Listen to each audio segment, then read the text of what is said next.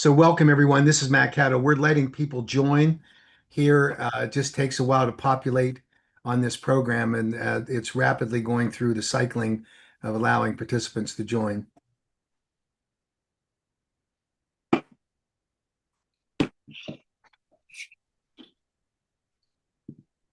Okay, we'll get started. Thanks to everyone for joining us. My name is Matt Caddo with the American Kratom Association. Joining me this evening is David Carlucci, who is our lobbyist in New York and helps us on the federal level. We're going to be talking about some state-specific information, and I think that what's happening in New York is a good illustration of what happens in other states where you have to do a lot of horse trading and a lot of manipulating the being able to get members to understand the differences between these manipulated products. And so it's important that we have an understanding of how this kind of thing works. But excuse me, when they say that legislation is like sausage making, it's true as we go forward. But let me start out just by talking generally about some of the challenges we're facing this year. And I know that there is a lot of chatter going on of finger pointing about who's responsible for what. We have seen a significant uptick in the number of ban bills that are being recommended in state legislatures. And we've had success this year in adding, we're up to 17 states that have passed the Kratom Consumer Protection Act.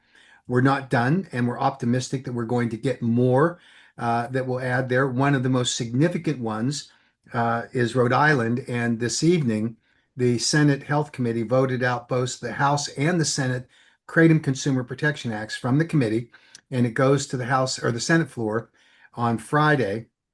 The way the process works there is the Senate bill has to go over to the House to be passed, and then they send both bills to the governor. And the governor has committed that unless there is a deleterious amendment, that he'll sign it. So we're encouraged. Uh, I know that there are people within the kratom industry and within the 7-OH industry that are working hard to defeat that bill.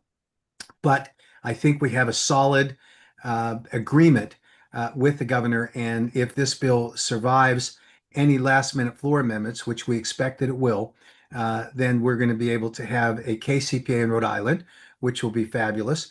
We think that we're going to have a KCPA in North Carolina, despite the addition of a ban provision that was added here just in the last couple of days.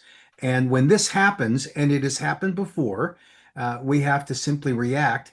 A member of the chamber, in this case, a senator, has the ability to amend any bill that they want, and they then have to start the process of clearing that legislation through. We have a Kratom Consumer Protection Act, which we've been working on for a couple of years and has good support in both chambers. And so we're fighting hard that to get this through and be able to defeat that ban bill. We've seen similar ban bills that get traded off. Nebraska is a great example. We had a ban bill and we replaced it with a KCPA, and the KCPA prevailed. We saw that happen in South Dakota. Obviously, an important process for us to go through. So this is just a process that we have to work with. In the state of California, we have a KCPA that just passed unanimously through the House. Now, it is targeted to the state of California to address an issue with the Department of Health in California, who has adopted the position that the FDA has that all kratom is adulterated. And so we're clearing the pathway. And then we know we're going to have more work to be done on that bill next year, but we need to get this through right now in its current form in order to clear the pathway for legal kratom sales in the state of California. Everyone likely knows that we had a huge battle in the state of Texas. Senator Perry in the state of Texas, who's a very influential member of the Senate, a chairman of a committee, used every one of the levers that he had available to him in order to ban kratom. We defeated the ban bill and put amendments on it. The amendments were not the KCPA. There is an existing KCPA that needs to have strengthened enforcement powers. And Senator Perry took the position that you can't tell the difference between good kratom and bad kratom, so you should just ban it. And so when he saw the strong resistance to the ban, he created what sounded like a very plausible and a very acceptable bill, say, okay, we'll allow kratom to be sold, but it can't be sold in any place that sells vapes, hemp products, alcohol, or cigarettes. What's left? The milk. I mean, this was a de facto ban that he had on kratom, and it was a monumental lift for us to be able to defeat that amended bill because of his power in the legislature and the SWAT that he brought over to the House to try to bully his way through. And thankfully, through an excellent lobbying effort and advocacy messaging that reached the leadership of the House, they resisted the Perry bill, and we found that it died. And we've got work to do between now and 2 years from now. Texas is one of those states where they meet every other year.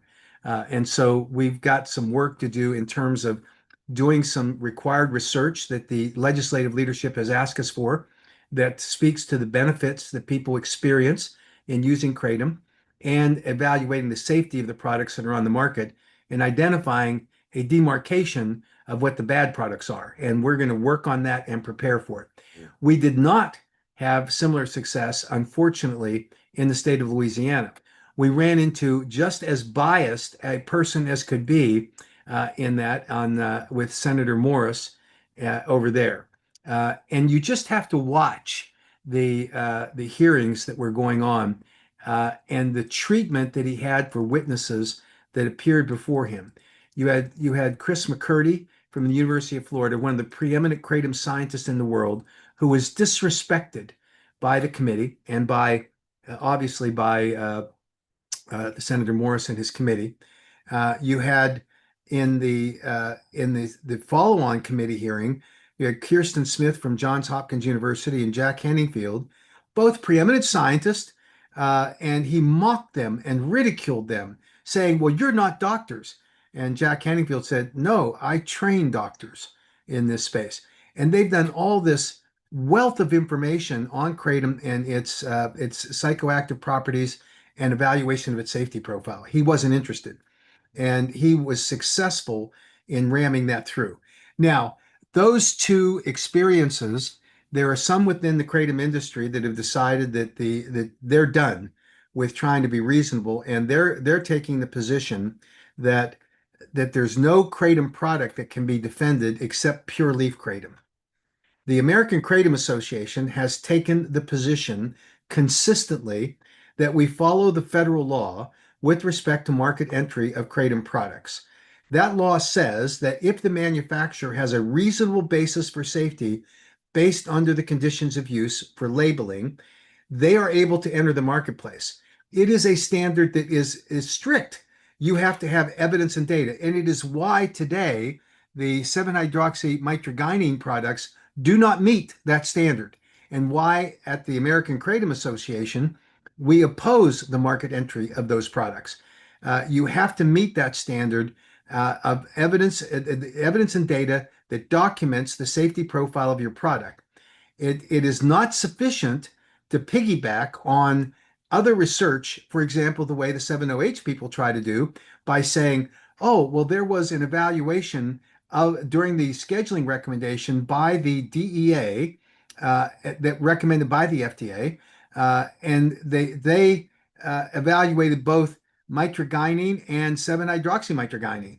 Well, no, 7-hydroxymitragynine products didn't enter the marketplace until 2023, and the evaluation was done in 2018 by Dr. Brett Chawah at the Department of Health and Human Services, and he did not look at super concentrated synthetic 7-hydroxymitragynine products. He did not, and yet they claim that that's the case. The protections of the federal law for market entry are equally as strict on kratom products. If your formulation of the kratom product, whether it is a pure leaf product or a product that uses food grade solvents to extract your products, meaning you strip out all the microbial, potential microbial contamination, heavy metals, all of that, and you end up with a product of the extracted mitragynine.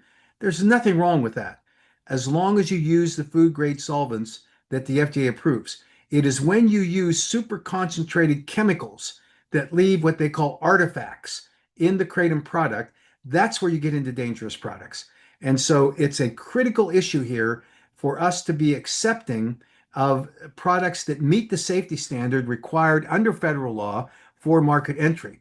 And the bottom line for us is that consumer protection requires scientific integrity and honest labeling.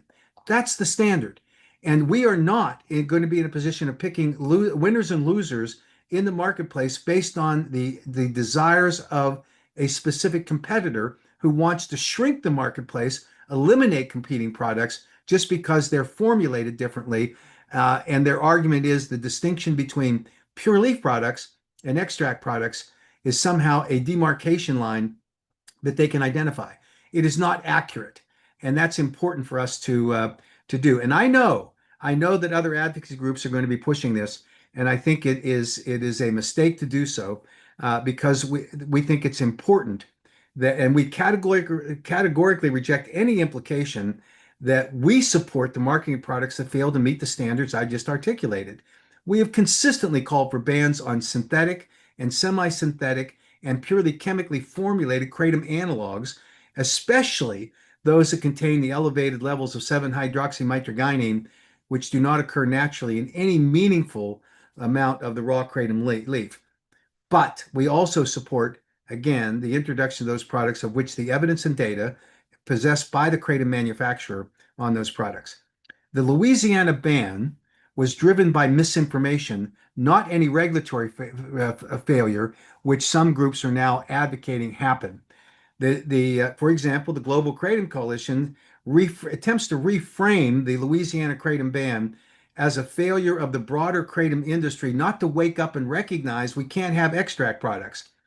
That debate was riddled with misleading claims by Senator Morris. Who not only attacked the top global scientists in the world, including NIH-funded experts, but he also spread scientifically inaccurate statements conflating high-potency synthetic-like extracts with traditional kratom and properly formulated kratom extracts, as I've described. Senator Morris's quote dismissing the scientific distinction between kratom and synthetic concentrates undermines any credible policy discussion. And if we're going to adopt the standard, as now is being recommended, as we understand it, by the Global Kratom Coalition, to cite broad FDA statements as definitive. So they cite the fact that Senator Morris said that OPMS Black products were cited in a consumer advisory by the FDA. That is true. But what the FDA has not done is documented the basis upon which that advisory was issued. And they're currently in a legal battle about whether that should happen. But the critical point is if we're going to use the standard that if the FDA demonizes any kratom product and that's the basis to remove it from the market, then we're in dangerous territory because we know that on the FDA and kratom webpage, the FDA asserts the claim that all kratom products are adulterated per se and as a dietary ingredient and therefore are not legally marketed in the United States. We know that that's not true, but yet the FDA is saying it, and that's why many of these legislators are lomming on to that language and claiming it to be true. All of us remember, and if we're going to use this standard, if the FDA targets you, singles you out, and says you're subject to a regulatory enforcement action, therefore you can't be on the market, we all know that the FDA took an unjustified, completely unjustified regulatory enforcement action against Feel Free. They went in on the false claim that it was an adulterated product, and they used a lot of assertions of what so-called facts that justified their seizure of the product. If that's the case, and the GKC wants to be consistent, and it is the basis for removing products from the marketplace, then Feel Free's gone too, and it shouldn't be. It shouldn't be because they have, according to them, and we take it in good faith, they have the evidence and data that justifies the evidence for their entering the marketplace and in terms of the safety profile of their product. But just because there's an FDA warning or there is a class action lawsuit or a product liability suit that's issued against a Kratom product, and that becomes the basis to conclude that that's a violative product, then we're all lost because there won't be any Kratom products on the marketplace. We are equally opposed to definitions on the mitragynine content of a Kratom product, the levels at which they're there, because different formulations can meet the federal standard for having sufficient evidence and data to document the safety profile of the product under the conditions of use. So you can have pure leaf product, you can have extract products, you can have liquid products and capsule products, you can have powders, you can have a number of different product formulations, all of which meet the standard that I've discussed. And there should be no way that we apply this self-serving criteria to eliminate competitive products out of the marketplace. And most importantly, from our standpoint, you deprive consumers of choices of products that they find to be acceptable and useful and beneficial based on their purchasing of those products along the way. And as long as they meet the standard for being safely formulated under the federal standard, they should be allowed to remain on the market and consumers should have them accessible. And it should not be a battle between competitors. I would also say that at this point, unity, not division, is the great path forward. We all know at Aesop's Fables that they wisely noted that united we stand, divided we fall. Consumers depend today on a diverse, responsible Kratom marketplace that includes a range of Kratom product formulations from raw leaf to properly extracted products, so long as they're safely manufactured, accurately labeled, and properly regulated. That should be the standard that all of us have. It's a grave mistake for any group of manufacturers or an individual manufacturer to attempt to use the regulatory or legal statutory process to gain a market advantage by attacking fellow manufacturers in an industry without any legitimate safety or policy justification. It just gives more ammunition to the prohibitionists and it invites a wave of unjustified bans. We're seeing that in Louisiana, Connecticut, and North Carolina. We don't need more of it being fed by the industry itself. And I think that I'm hopeful that the GKC will reconsider their position. We invite every stakeholder in this industry to work collaboratively on realistic and enforceable standards without resorting to smear campaigns or public infighting that benefits no one except those people that want to criminalize Kratom. That's the bottom line for us. So as we approach the remaining states that we are working with in this current legislative session, and that includes North Carolina, it includes New Jersey, New York, Massachusetts, Rhode Island until they finish off. We're still fighting in Connecticut. Hopefully the governor is going to veto that bill. We're working in Ohio. We have some potential opportunity, well, obviously in California, some potential opportunity in a couple other states with special sessions, including Illinois, where we can make our case. But look at the challenge for us in the upcoming year. And this is why I argue strongly as I can that we don't divide each other, but we're going to face a ban in Tennessee, no doubt, because of the misinformation that's being circulated. We're going to face a ban in the state of Washington. We're going to face a ban in Montana. We're going to face a ban in Missouri, all because of infighting and because of the influence in large respects by 7-hydroxymitragynine products in the marketplace. We're going to see it in Illinois. We're going to see a continuation to preserve the ban in Indiana. We're going to see the same effort in Arkansas.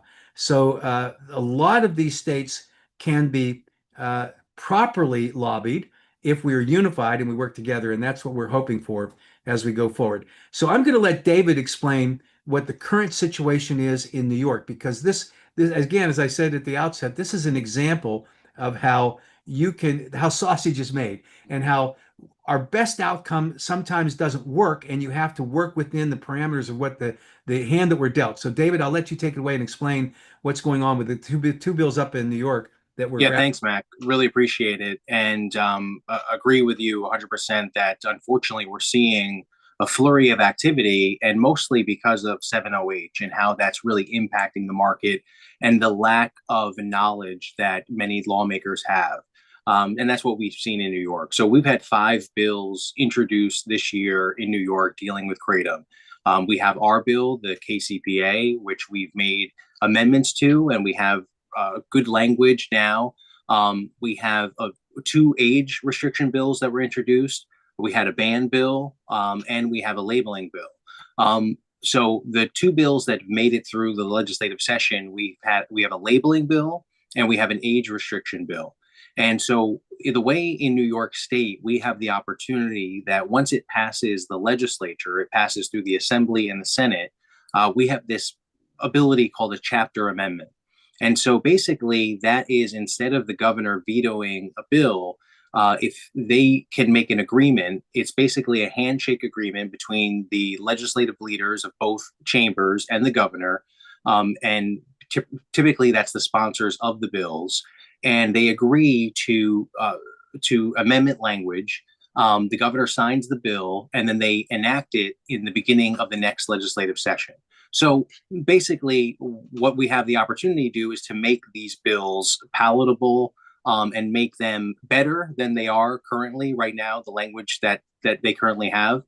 So first, the age restriction bill, all that is that you have to be 21 to purchase Kratom. And then they have attached to that bill a study that would be done by the Department of Health. And we're going to work with the sponsors of the bill. The sponsors already indicated to me that he's open to this and willing to do it, to strip out that study bill. And the reason why is because, unfortunately, what that would do is just allow a lot of this to be kicking the can down the road. That they say, oh, we're going to study it so we don't have to do our comprehensive KCPA bill. And that would be problematic. Not life altering or not a ban situation, but something that obviously would slow our progress in regulating kratom. The other bill is a labeling bill.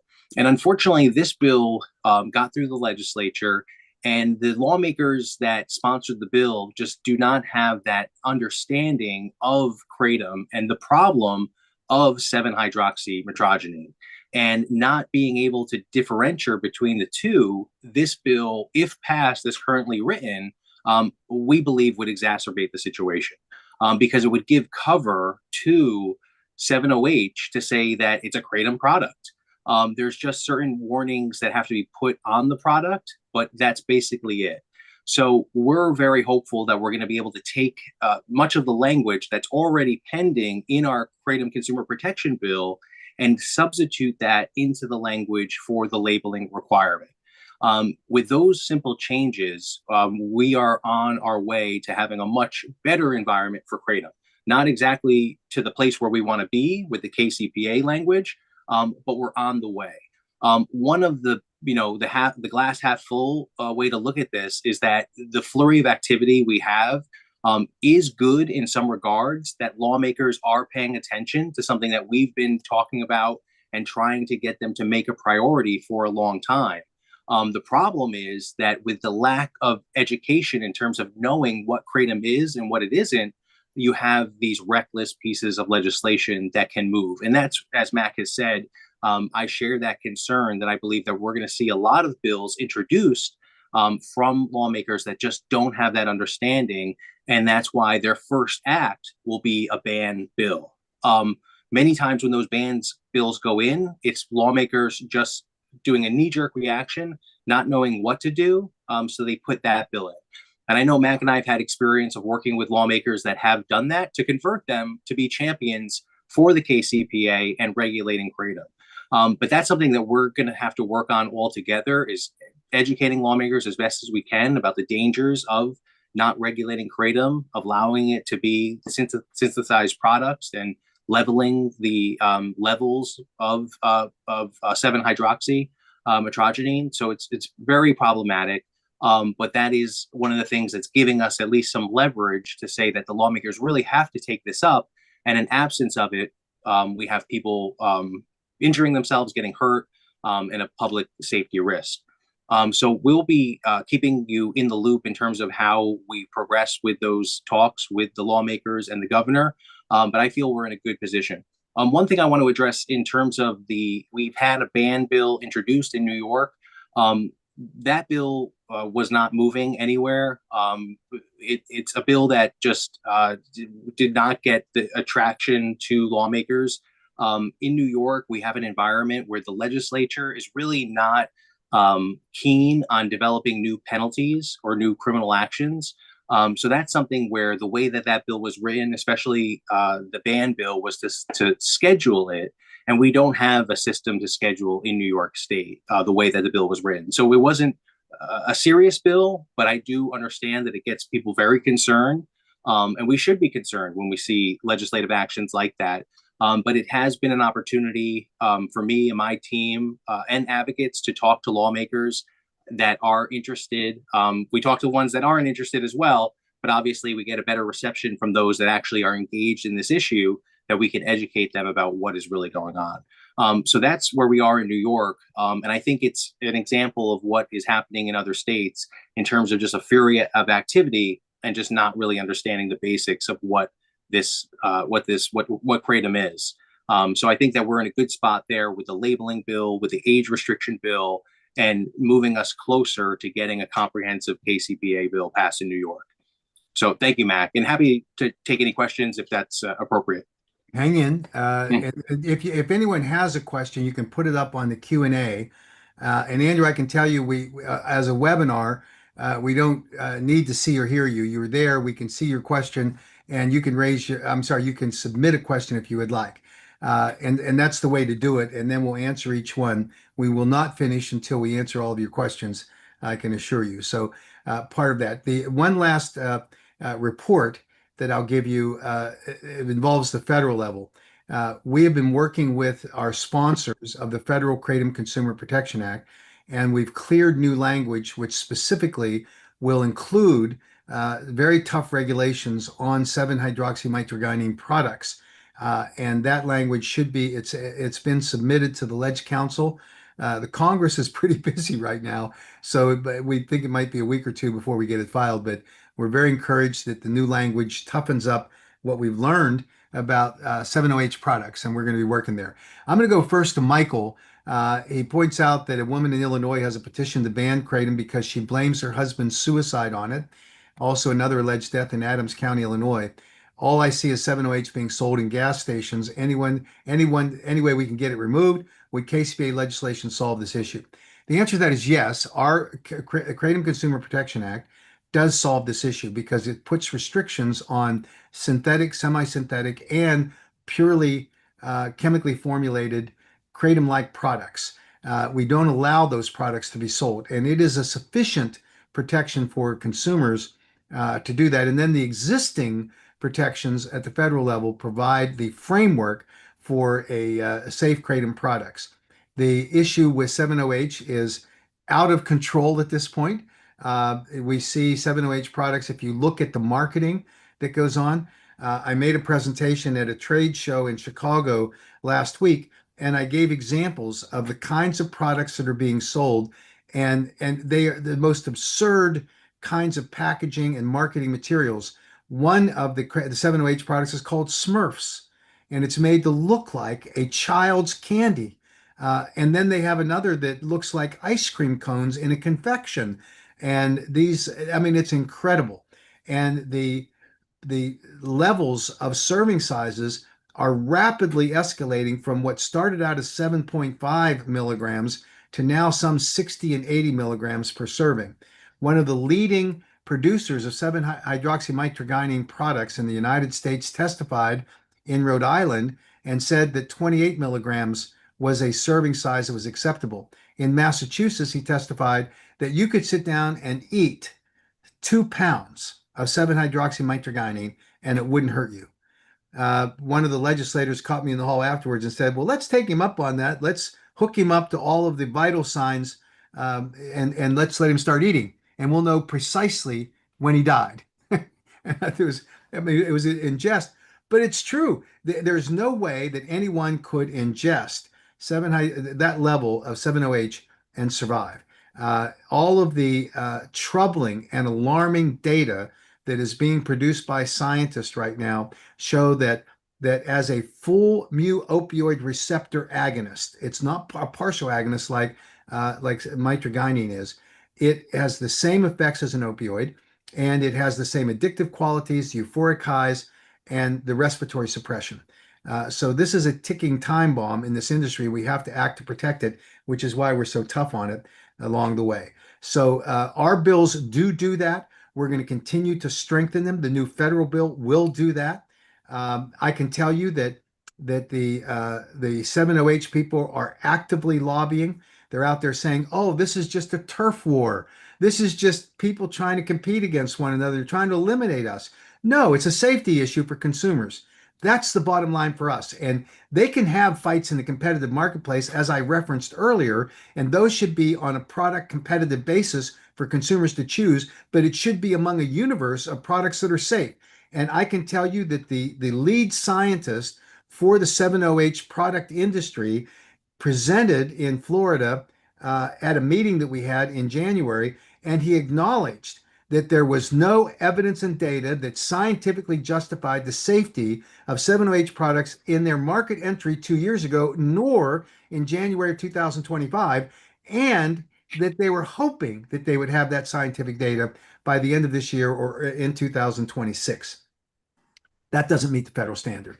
So we're fighting hard against these 708 products, which we think masquerade as kratom products, mislead consumers, and they're dangerous. And so until they can prove that under the conditions of use, an appropriate label for it, if you were to take the naturally occurring levels of 708 as we've observed it, that occurs in the natural drying process of the kratom leaves prior to them being powderized and shipped to the United States from Indonesia and Southeast Asian countries, you would see less than zero point 0.4 milligrams per serving of 7-OH. And then you can contrast that to 28 milligrams or 80 milligrams. It's just not safe in the way that it's done. An anonymous attendee says, "I think the only way kratom survives in the long term is for it to be definitively separate from synthetics." I agree. Pure powdered leaf and only simple extracts that do not alter or enhance alkali ratio. 7-OH is not kratom pseudo is not kratom. Kratom is a leaf. I agree in part. Again, it goes down to the conditions of use on extract products that use FDA-approved food-grade solvents, which limit the ability to increase the potency of the mitragynine that's in that product. So that's just something to keep in mind. Misty says she's tired of the pissing contest, as am I.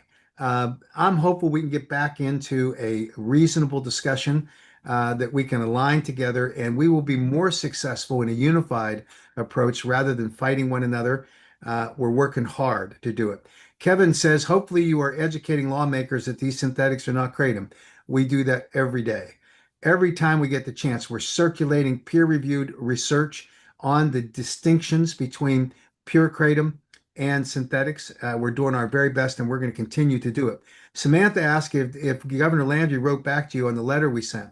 Not yet, but we're in discussions with them, and there is some interest. A little bit logistically difficult to have a kratom science commission, but we're hoping that he'll accept that and we can move forward with it. We're going to continue to work with him along the way, hopefully to actually take care of that. Glenn says, at this point, there's no way anyone's going to convince me that this is about passion. Just by the way they are going about manipulating is not done by a layperson. Someone with experience is sneaking these laws with the top couple of the KCPA, a couple of the top of the anti-kratom group, and one or two professionals are benefiting financially. These are great points, and I think that they illustrate the challenge we have where you find some well-placed, highly funded anti-kratom groups that are having influence, and you see this narrative that's based on what the FDA is doing. And I'm going to discuss before we close what we're doing at a federal level about trying to change the narrative at the FDA. So, and Glenn goes on to say that 708 should be banned. Absolutely the case. Marvin asked what's going on in North Carolina. Excuse me. First, we're fighting this ban. Secondly, we're promoting the KCPA, which has already been through multiple committees. We've had testimony on it, had good success. I think we're going to continue to push that and fight against this irrational ban proposal that's been proposed. Stephen asked, in general, are legislators specifically voicing new concerns that come from the 7-OH that they did not have before it came on the market?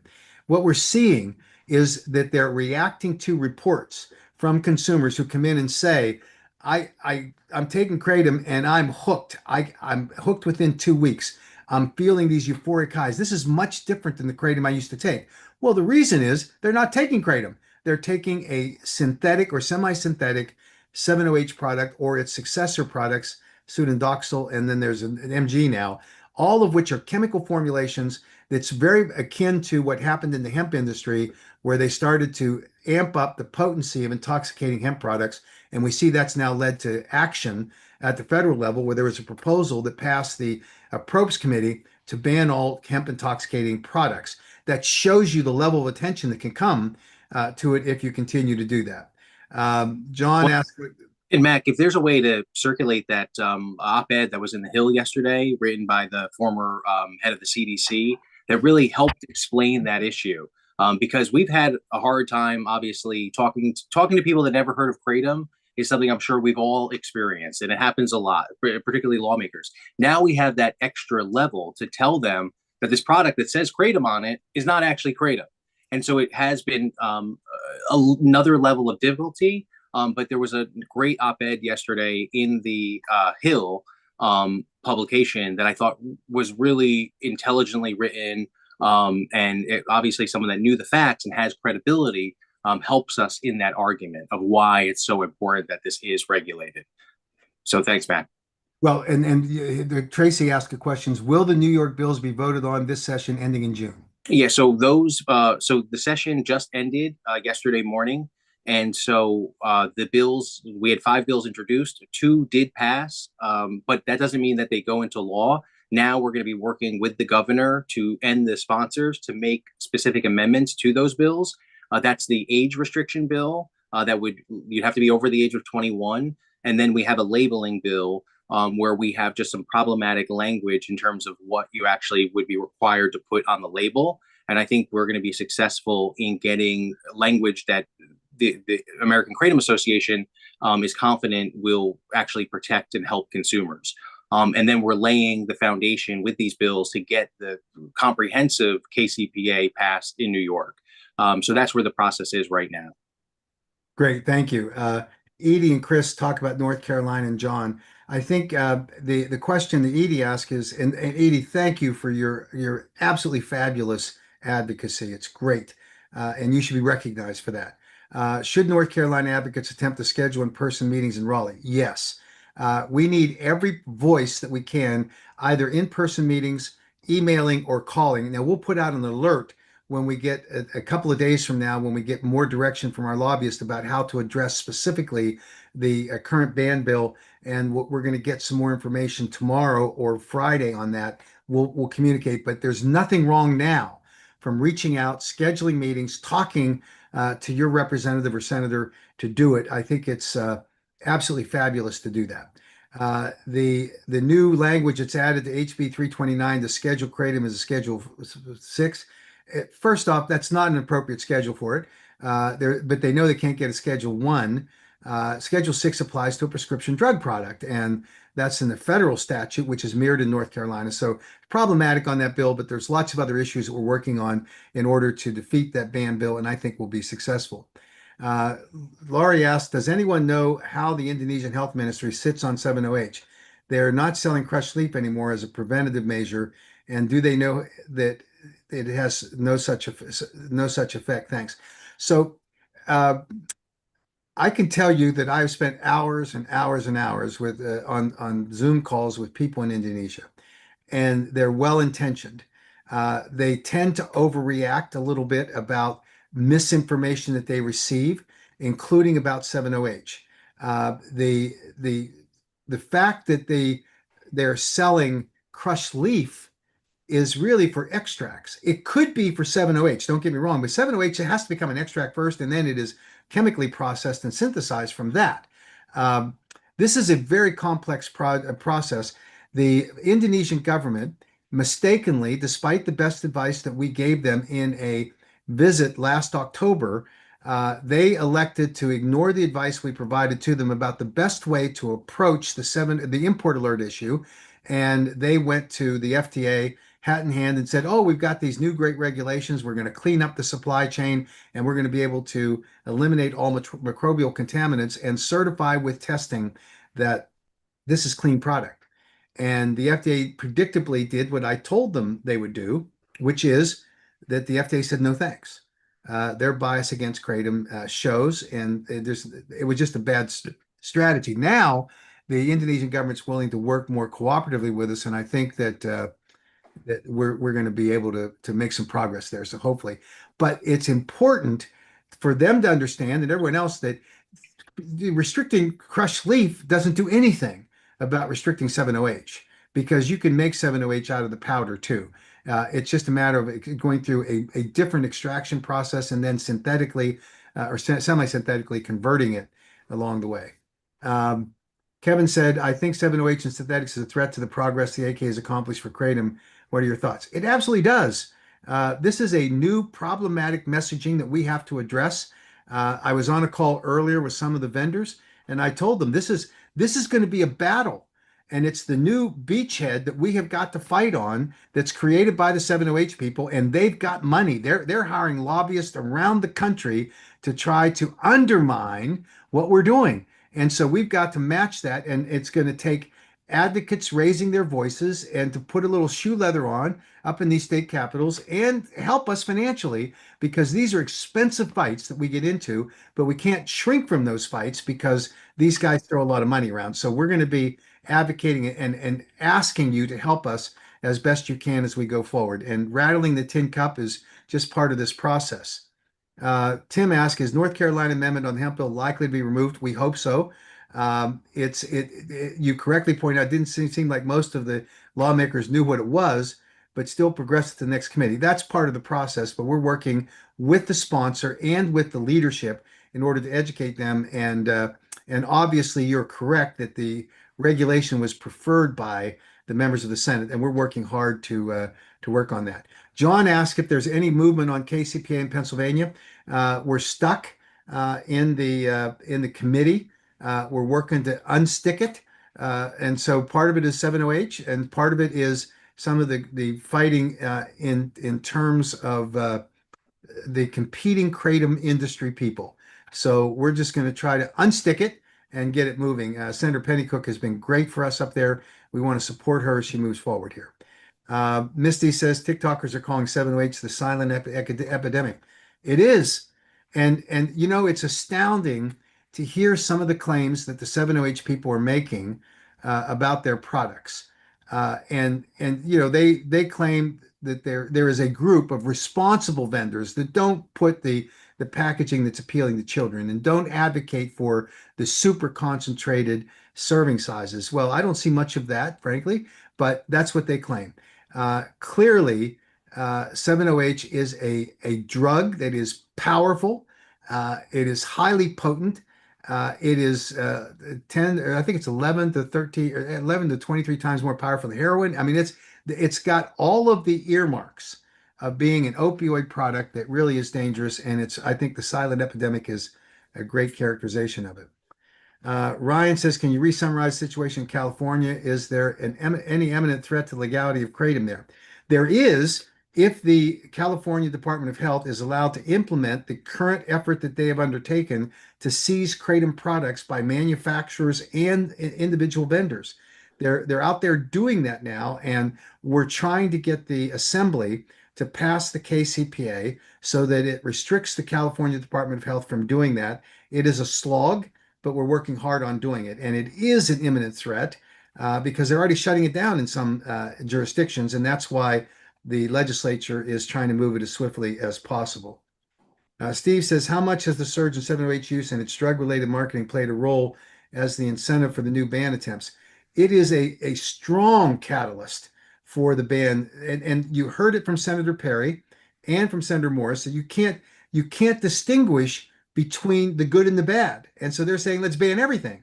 And while that's illogical and in some cases insane, because then you just let the black market rule, better to ban and better to ban those products are regulate rather, and better to ban those products that are arguably and scientifically proven to be dangerous. And I think that's the part of it. Make no mistake, the 7-OH surge in those products is fueling the concerns by anti-kratom advocates, and they're exploiting it, and they are going to make it into a very difficult problem. So, so I think that's where we are. Malcolm says House Bill 468, regulation of kratom products versus 328 of the hemp-derived consumables. We please be alert for our consumer advocacy alerts. If you're not on that list, would you please email us and if I could ask Mark to put the address up in the chat, that would be great so people can see it. And let us know who you are, how we can contact you, and add you to our list. We obviously want help from from as many advocates as we can find. Uh, Walter asked, are you aware of any scientific publications documenting the adverse of 7-OH products? Given the widespread use of 7-OH products, one would expect that many such reports will be appearing in the literature. Thanks for your great work. Walter, thank you for all the work that you've done over the years in helping us as a researcher and a prominent voice in the kratom research community. The answer to your question is yes, there's rapidly published literature, some of them just recent. Walter, I'll make sure that we send that to you so you see the latest stuff. There's studies that are now being completed. Some case studies have been done, and all of it is alarming in terms of the effects that 7-hydroxymitragynine products are having. So that's where we are with that. But I'll certainly follow up, Walter, make sure that you get those things, and we'll put them up on our website. Maybe that's the best way to do it, is to put them up on our website. Everybody can just go download them, but we'll make sure we do that. Um, Marvin says, is OPMS a 7-OH? The answer to that is no. If you're talking about the OPMS brand, I've reached out to the people that run that brand. There were rumors being circulated by some of their competitors that OPMS has a 7-hydroxymitragynine product. They do not. They have advocated against them. They have fully supported the AK's effort to make sure that 7-OH products are banned. So I would say no, that's not an accurate rumor. To the extent that you heard the rumor, it's certainly not true. And again, anti-competitive behavior in the marketplace along the way. Brandon says, thanks for hosting this. My question regarding Connecticut, given that HB 6855 includes kratom in a broad scheduling amendment without separating the natural leaf from synthetics like 7-OH, what are the best next steps we can take to push for either a veto or at a minimum an amendment that removes natural leaf from this bill and instead introduces KCPA style regulation? They have a KCPA bill, they just didn't pass it. This ban is in a big bill. The governor, it's going to hinge on whether the governor is for or against hemp products because we got inserted into it. So there's a possibility if he does oppose that and the hemp industry is mounting a big initiative there, then we may get lucky and get this vetoed. But we're going to have to fix it in Connecticut the next legislative session. There is a potential opportunity in September where they go into special session on budget issues. And given that there is a fiscal impact of banning kratom in the state of Connecticut, we might be able to slip in with a appropriate amendment, but that's a long shot. We're having our lobbyists evaluate that, but very difficult issue. So we're working on this. John asked, you mentioned the ban bill in New York has no real momentum. Do you know if the North Carolina ban bill amendment is in a similar situation? Not dead yet, and we hope that it will be soon. But it was just introduced, and we're seeing legislators kind of getting their arms around it. We're educating them about how this is a bad bill, so we'll see how that works out. Misty Brown, 7-OHers are still saying about the overdose test dropping per CDC is attributed to 7-OH use. This is probably the most egregious example of stolen valor that exists in the medical space. To make a claim, as 7-OH is doing, that there is a correlation between the entry of 7-OH products in 2023 and the subsequent reduction of overdose deaths, and therefore we should all conclude that 7-OH is the basis for the reduction in overdose deaths. This is nonsense. There are Pulitzer Prize winning research articles that have been done that document it was two things that influenced the reduction in overdose deaths from opioids in the United States. The first is that we emerged from the COVID lockdowns that had everybody isolated, and the number of overdose deaths occurred because people were sitting at home alone using opioids with no network of support. And one of the greatest interventions that can occur with an overdose is a friend is present or a group of friends, and they administer Narcan, not 7-OH. And Narcan, because of the evolution of our coming out of COVID and isolation associated with it, and the wide distribution of Narcan, which the government facilitated, is why we saw that reduction. And that is documented. It's not pie in the sky nonsense. It's not someone stealing the valor of what Narcan is doing and claiming it's them. That it is offensive. And any rational person would see right through that, that they're exploiting the presence of that product on the marketplace. 7-OH, as best as we can determine on the science that's being produced currently, is a part of the problem, not the solution. And so we've got to simply fight back. And the fact that they say it tells you how disingenuous they are. Ryan asks, when does the Connecticut law go into effect if the governor doesn't sign the bill? The section that bans kratom says effective upon passage. If the law does get signed, how long does it take before kratom is officially banned in Connecticut? It's effective on the date of the signing of the bill, as we understand it. So we want to hopefully get it vetoed, but it's problematic because it will become effective immediately. Now, how it's enforced is a separate question, but the ban will be in place there shortly. Whether the governor signs it or it becomes law without a signature, it still will become a ban. Ryan asked, what is the game plan in Connecticut? Are there scheduling hearings in October? I believe the deadline for the governor signing the bill is quite close and it automatically becomes law even if he doesn't. Absolutely right, it does. We're hopeful that we are going to be able to talk to the director of consumer protection because there's a little bit of leeway on how enforcement can take place. We're hoping to convince that individual that we're going to be working with the legislature in order to get this bill amended and allow for appropriate regulation along the way. So I think that's something that we're going to work on. Michelle asked, the ban is dead in Texas, right? Dead as dead can be until 2 years from now, where we'll have to fight that battle again. But hopefully we're better armed, better prepared, and we're going to be fighting hard in Texas. The ban or the over-regulation bill in Florida is dead as dead can be. And that was great that we were able to stop that bill because we thought it was awful. The Department of Agriculture is the boogeyman there, and they're anti-kratom, and they just want to over-regulate it. Ryan asked, update in Connecticut. We've done that. Misty says, answer this. Your fight against 7-OH is exactly why kratom as a whole is in trouble throughout the country. You thought you could demonize one alkaloid without jeopardizing the entire plant. It backfired. Now, instead of realizing that and fighting for proper labeling, you continue to double down on banning 7-OH. You screwed millions of users over greed and ignorance. Well, that's an interesting point of view from a 7-OH manufacturer advocate. Um, and I've been called worse. It doesn't feel good to get into these kinds of battles. But when it comes down to one thing being true, which is that there is a sufficient database of evidence and data that documents the safety profile of kratom, including kratom extracts using food grade solvents. That documentation is there with market experience demonstrating that those products are safe. There is no evidence and data that the 7-OH industry can point to that documents that their products are equally grounded because they don't have any of the science. Oh, they're going to get to it, they claim, and we will have to look at those scientific articles closely because it takes appropriately designed, rigorous scientific studies in order to document the safety of your products. Um, Ryan asks, I can stop asking questions after this. No, your questions are welcome. Is there any information on the movement toward the KCP in Minnesota?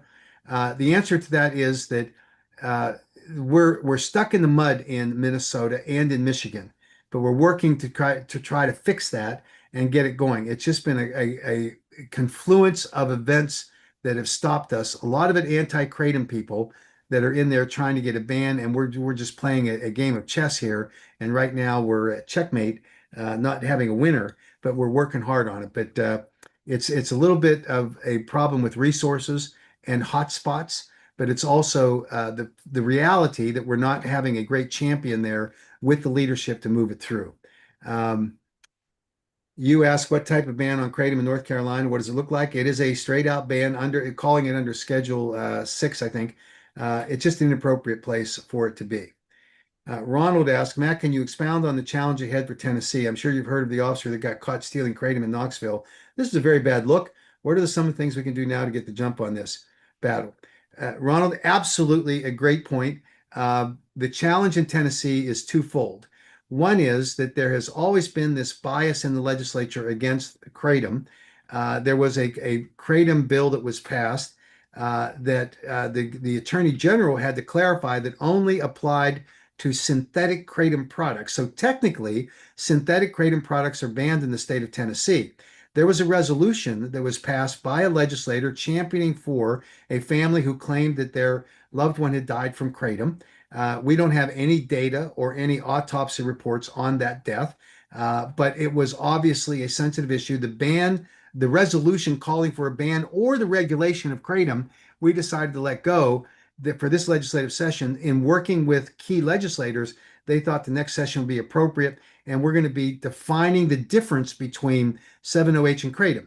And by the way, the news media hasn't caught up yet because the police officer who allegedly stole kratom was stealing 7-OH. And that's understandable since it gets you high, gets you hooked. Uh, that's what was going on. So we're going to get the jump on the battle by being prepared in Tennessee and get out in front hard prior to the legislative session. We've got great advocates there, great people who are in the industry that operate in Tennessee. So we're going to be working hard on it. Jenna says she thinks that Connecticut's going to be difficult because maybe if the ban is vetoed, can the KCP also be tied to some harm reduction things going on to make better headway? It's always about, and it's an excellent point, Jenna. It's always about finding the legislative vehicle to get through and the basis upon which the legislators can accept the notion of it. Kratom is a valuable harm reduction tool. That's not me saying it. That's Nora Volkow, who is the director of the Office of the National Institute on Drug Abuse. So yes, I think we can find ways to do that along the way. So thank you, and I think we're going to look to that opportunity to increase the chances of success. Jan says, where are things in Massachusetts? That's a slow moving state, but we've had the hearing on it. The chairman of the committee was impressed with our argument. He heard from the anti-kratom people. He heard from the 7-OH people, believed that our regulatory approach was the best thing. It's just the way the process works up there. But we've got lobbyists on the ground who are excellent, and we're working on it. Ryan asked about Connecticut. I think we've answered that. Sal asked about Connecticut. You can go back and watch this once it's posted on YouTube, and you'll be able to see it. Sheldon says, I believe the Connecticut bill was approved by both houses and state legislature unanimously, so I suspect that it's unlikely government law will veto it. I think that's right, but there's always the possibility because there's this pushback on the hemp. You correctly point out that if a bill passes with those kinds of margins, the governor is unlikely to be able to sustain an override if he did veto it. But it's still be the same pushback being given to the governor is going to be given to the legislators too. And so there's still a chance, slight chance, I would agree, that that in fact the governor could veto it and that we could get a sustained veto, but very slight. If he does sign the bill, what will you do and what can we do to ensure it isn't scheduled? We're going to work with the Department of Consumer Protection, do our best to try to forestall that. But it is a baked cake that we're going to have to somehow unbake. And so it's a difficult proposition. Nate says, anything I can do to help pass the KCPA or to similar KCPAs in New York State? I donate every month and send my story on all bills. Nate, thank you. We need this financial support. David has already articulated how we're going to do it. Come back and watch this video, and you'll be able to pick up on what's going on. Ellen asked about Connecticut. Again, you can back and listen to the video. Laurie asked again about the 7-OH issue in Indonesia. They are thinking that 7-OH is the devil, which they should, and they're trying to restrict it by the supply of kratom raw material, which they shouldn't. So we can figure that out. Andrew says, I have to say that alcoholism runs on both sides of my family. I've been fighting with alcohol abuse for 20 years, and kratom is the only thing that's helped me refrain from consuming alcohol. It's done wonders for me. At the risk of sounding dramatic, I could say it may have saved my life. That's not dramatic. It's those kinds of testimonials that make a huge difference to legislators, and so you need to share that story.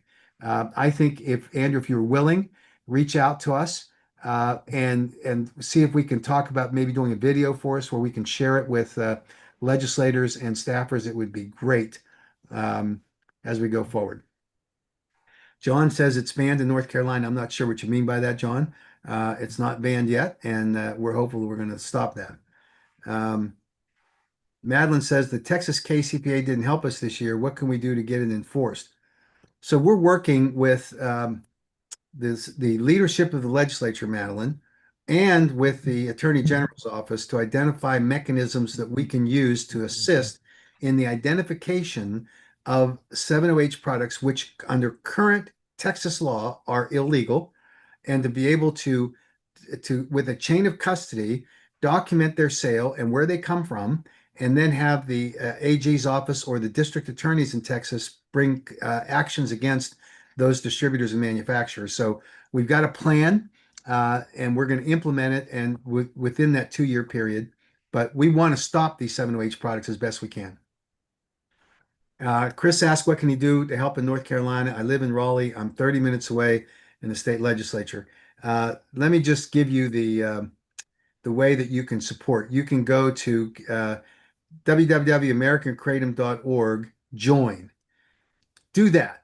www.americankratom.org/join.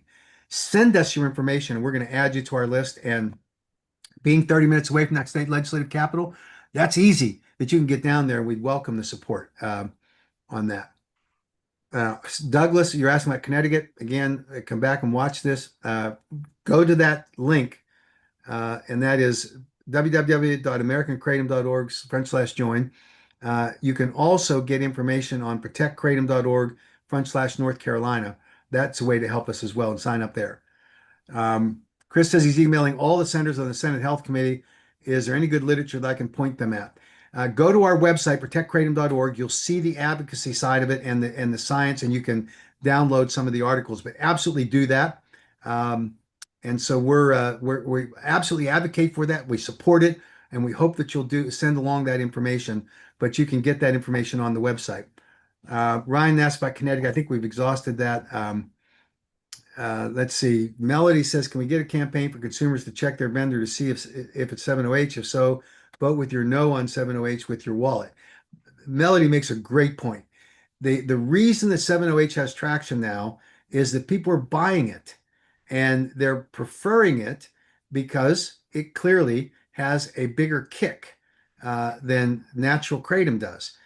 When I was in Las Vegas at the Champ Show, which is the trade show of kratom vendors and others, the 7OH were pervasive. And I went to several booths, and I said, well, what's the difference between kratom and 7OH? And to a man, they supported the statement that I received from one of the vendors' representatives. They said, oh, 7OH will knock you on your ass. Kratom doesn't do that. Yes, that's true. And that's why we have to ban 7OH products as we're going forward. But Melody's point is great. Quit buying it. Vote with your wallet that you're going to support safely formulated kratom products along the way. Andrew says the kratom I take just says contains mitragyne specioso. Is this the proper type to consume? Yes, it is, but that's not the right labeling. You can have mitragyne specioso and have it as a trace amount, and it'll be a 7OH product. So you buy from a manufacturer that gives you good labeling describing the levels that are in their product. Look at the labeling carefully. Or is that quite simply the scientific or botanical name for kratom? Mitragyne specioso is the plant name for the genus of the kratom plant. And that's what it is. So it has some scientific application, but it's really just the designation under the plant family. Raymond says, anything going on with the Indiana ban? You briefly mentioned earlier they're continuing to push to keep the ban. We thought we were making progress, and yet we got into this fight with the 7OH people, and now they've shut down on us and moving it. We're hoping that Rhode Island will become the example they should follow. So we're working hard on that. Hugh Clark gives information about being a clinical social worker licensed. If you would send that email address to the www.americankratom.org/join, that would be terrific. We'll try to capture it here too. Um, and so we're going. Jeffrey asked about, is there any hope in Connecticut? We've answered that. Come back and watch. Jeffrey also says the hemp industry has nothing to do with kratom. How do we stop this? We need to fight it. Well, the kratom ban is in the hemp bill, and the hemp industry is fighting back against the bill in Connecticut, and we're hoping that we ride that wave um, as we're going forward here. Stephen says, is there any research pending that says how much mitragynine gets converted to 7-hydroxymitragynine in the body? I'm seeing a number of people say it all or a lot gets turned into it anyway. I can't find anything that suggests it is true. It is true, Stephen, that 7-hydroxymitragynine does, I'm sorry, that mitragynine does convert into 7-hydroxymitragynine in the liver at levels that are safe. And there, if you take 7-hydroxymitragynine and then you put it through the liver, it is a full-blown opioid agonist, and it is going to have deleterious effects. That's where you are with that, and in the naturally occurring levels of of mitragynine ingested is converted at safe levels in metabolized in the liver after human consumption. But if you take a highly concentrated synthetically or semi-synthetically chemically formulated 7-OH, it's a vastly different story and a high level of problems. Um, Jeff asked a couple of questions about the Connecticut again. You can go on and listen to this. Um, Ryan says, should I worry about traveling to California with kratom in September? No. The enforcement action by the Department of Health is on vendors and distributors and manufacturers. It has nothing to do with consumers at this point. Malcolm says, kratom is to coca leaf as 7-OH is to cocaine. They are not the same. Amen. Absolutely great deal. Heidi says, what is the strategy to pass the KCPA in Illinois? Heidi, thank you. Thank you for your fabulous work across the board. Illinois, I think, has gotten stopped because of the competing bills from the different organizations and a lack of understanding about kratom. And we're hopeful that we can pierce through that. We're going to continue to work on it. The Illinois legislature is done for the year, except for some special sessions, which will not rise here to all of this. So being able to fight on this, we'll wait till next year along the way. Edie asks, is there a deadline we should be aware of in North Carolina? Sooner the better to communicate. The legislature is moving, and so we want to get something across the finish line here. Michael says, curious if it's a good idea to passage of a law to have products be sold only at holistic herb shops as opposed to gas stations. Seems like gas stations are gaining negative attention. Is this because of 7-OH? Partially, but actually, the gas station stigma has been around for a while. And it's a convenient bumper sticker kind of thing to say, oh, it's gas station heroin or it's sold in gas stations. Uh, I heard an interesting response from Jack Henningfield last year when he was testifying, interestingly, in Louisiana. And a senator asked him, well, don't you think it's about time we restricted access to gas stations from gas stations? And Jack said, well, that sounds good. But you have to understand that there are people out there in the world that are struggling with opioid addictions that will not go to treatment centers because they're either inaccessible financially or they're not available. And so, wherever you can provide an alternative that is a harm reduction tool and it's easily accessible, a gas station is a perfectly appropriate thing. But the key factor is it has to be a regulated product. You can't let a gas station sell 7-OH or a unregulated kratom product. And so I think that's the difference. And I know it's hard to get over the PR of a gas station outlet, but that's, I think, the bottom line. But I think you are right that that the 7-OH is attracting more attention to this, and it's just going to be tough. On the North Carolina stuff, we're working hard, but there's no deadline for the vote at this point. But it's rapidly approaching where we hit the critical mass where we have to get this done. Um, Tracy asked, if does the AK investigate deaths attributed to kratom when they are publicized. We absolutely do.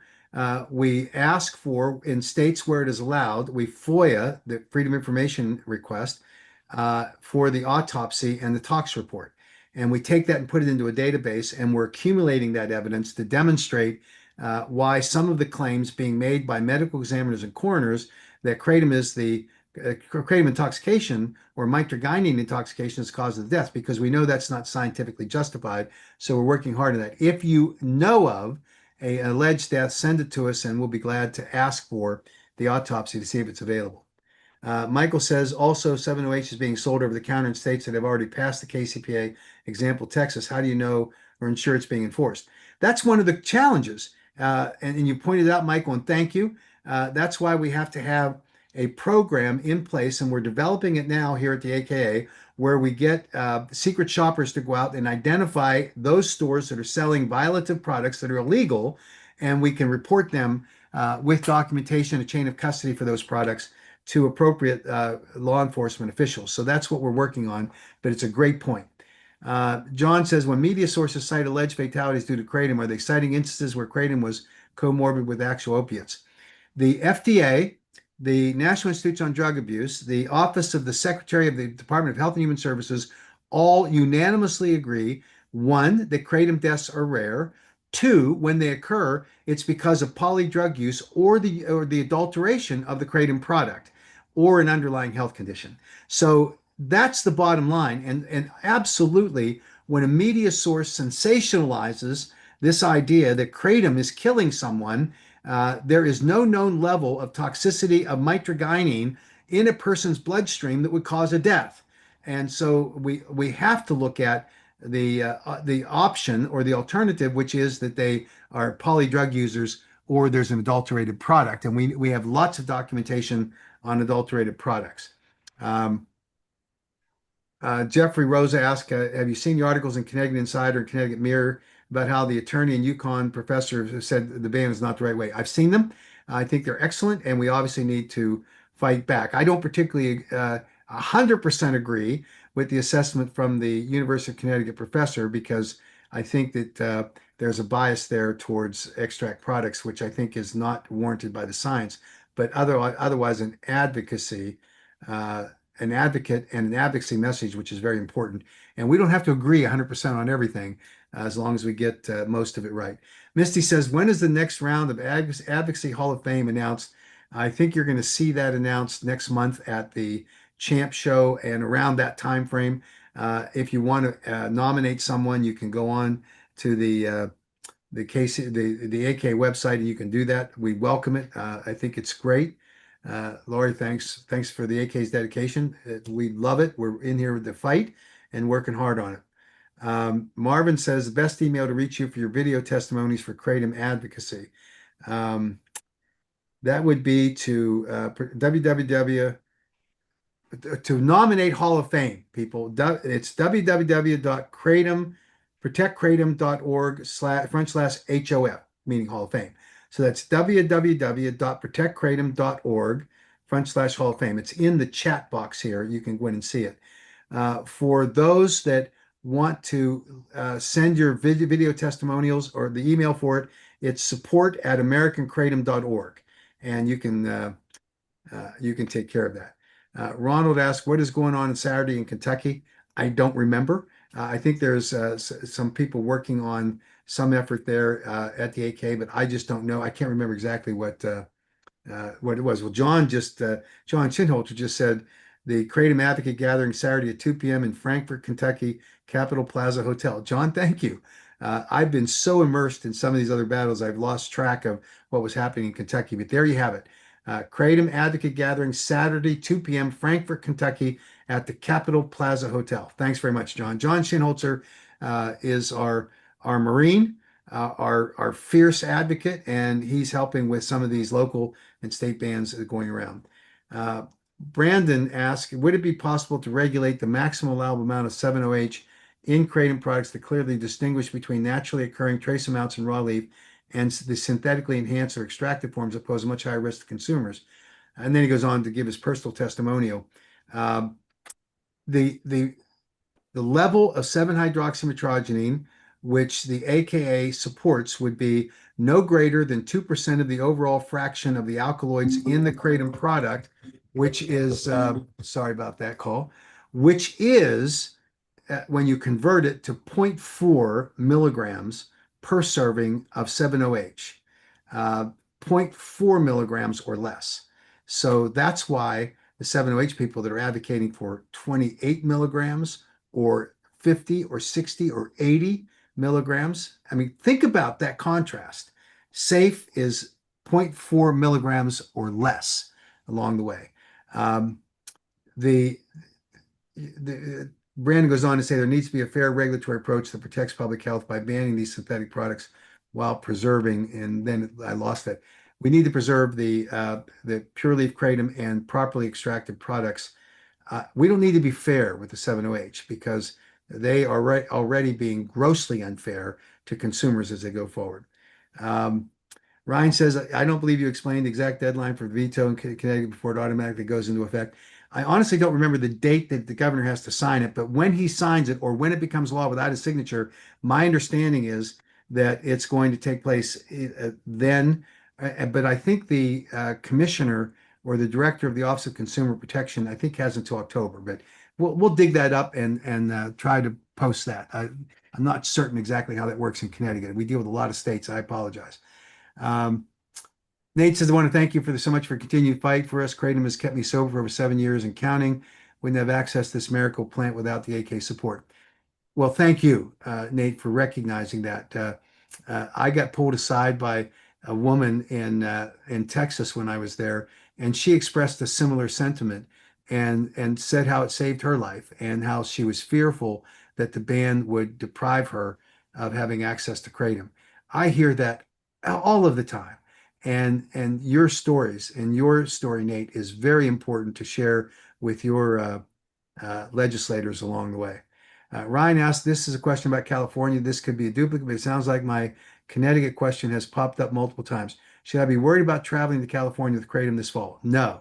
The Kratom effort on enforcement in California is reserved for distributors, manufacturers, and vendors along the way. Um, Ryan says, will the Rhode Island be able to pass the KCBA before the end of their legislative session? The legislative session is ending this weekend. The answer to that is yes. The critical vote was today in the Senate Health and Human Services Committee, and it passed out 6-4 on the Senate bill and 5-4 on the House bill. Somebody left, and it will be on the floor Friday. And my understanding is that then it'll be validated on the House floor, and we're good to go. Ryan says, you mentioned the Washington ban potentially. Can you discuss this further? I know a scheduling attempt was defeated this past year. We went to the Board of Pharmacy and we defeated their effort to ban kratom and schedule it. Unfortunately, the Washington legislature did not act on the KCPA, didn't even get it introduced because of some procedural issues, but we have been assured that they will in this next session. So we've got our fingers crossed there, and we're going to be pushing hard to make sure that the commitments that were made by Washington legislators actually gets fulfilled. We don't want the Board of Pharmacy to think that we dropped the ball on this.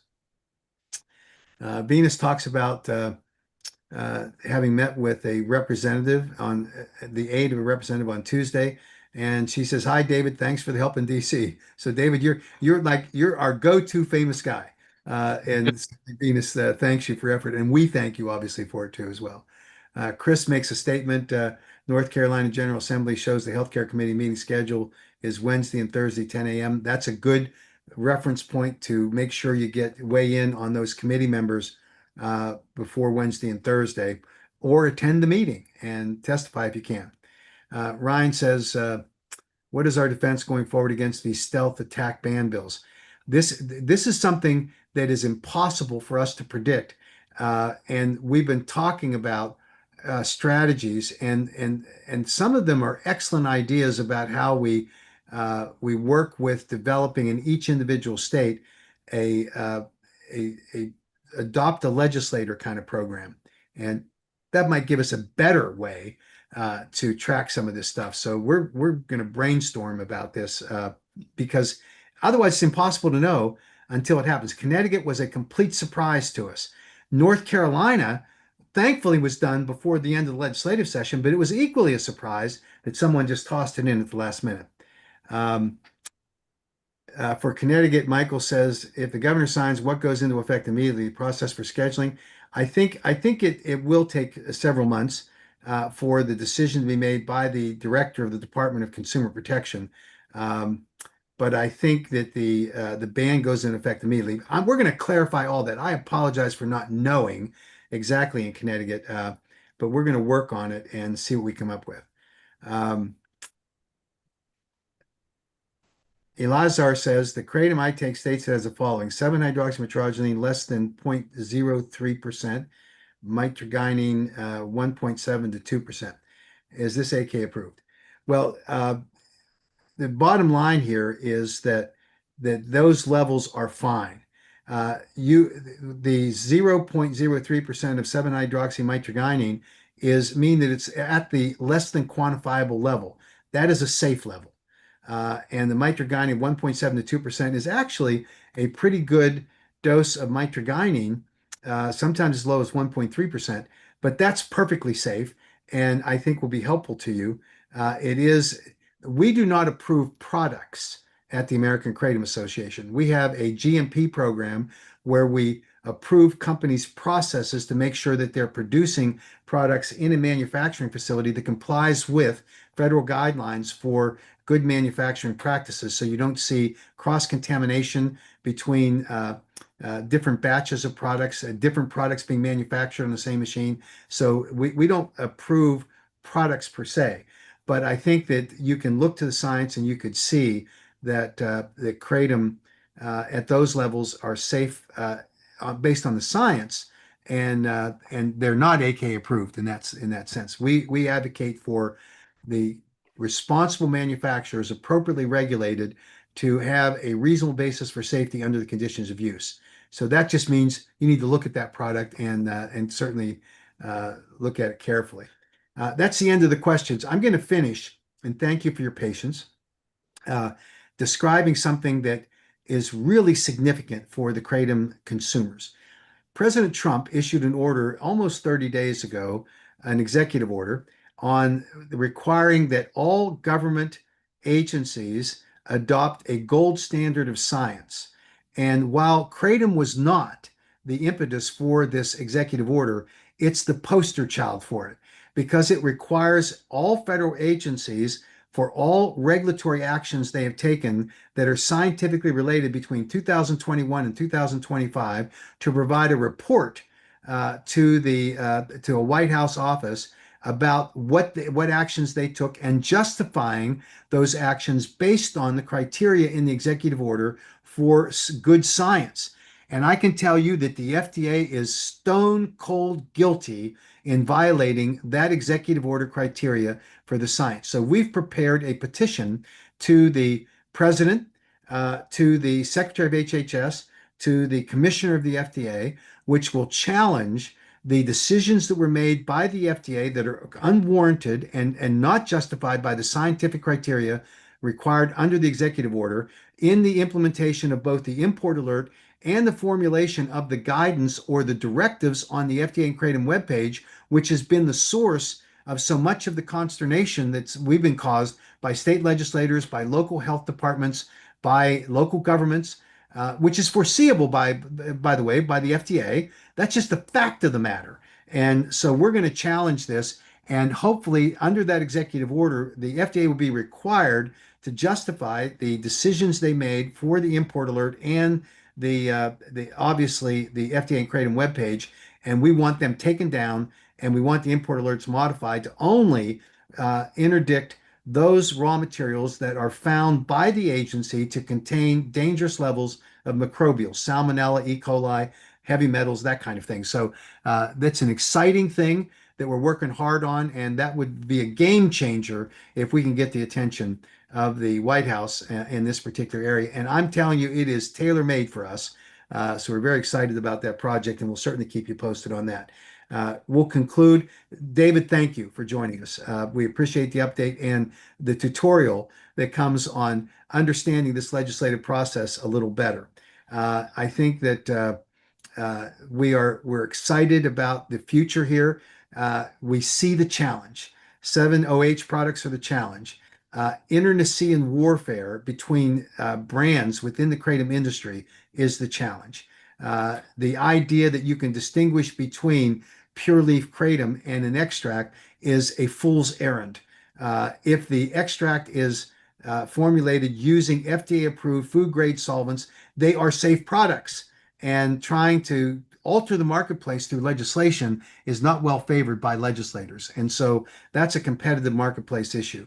But we're excited about what's going forward. We'll meet the fight. We need your help. So please, everyone, join this fight. Use the emails that are in the chat. I'll just tell you, if you want to offer support, it's www.americancratom.org/join. And for information about how you can send information to us with your testimonials, it's support@americancratom.org. Thanks to everyone for joining us tonight. And we're going to keep you updated and pushing forward. And thanks for all the questions that you offered. Thanks so much.